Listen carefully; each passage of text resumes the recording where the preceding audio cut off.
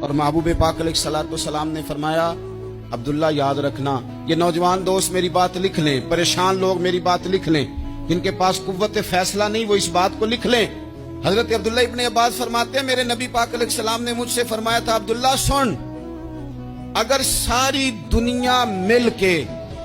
تیرا کوئی نفع کرنا چاہے کر نہیں سکتی جب تک میرے رب کی رضا نہ ہو، اور فرمایا ساری دنیا مل کے تیرا کچھ بگاڑنا چاہے تو عبداللہ بگاڑ نہیں سکتی جب تک رب کریم کی حکمت کا تقاضا نہ ہو۔ لوگوں سے ڈرنا، لوگوں کی طرف دیکھنا، ماحول دیکھ کے اپنے راہ کا تعین کرنا،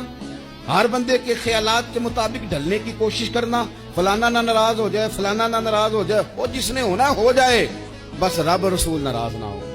اپنی زندگی میں اپنے مالک کو مولا جان کے بل اللہ مولاکم،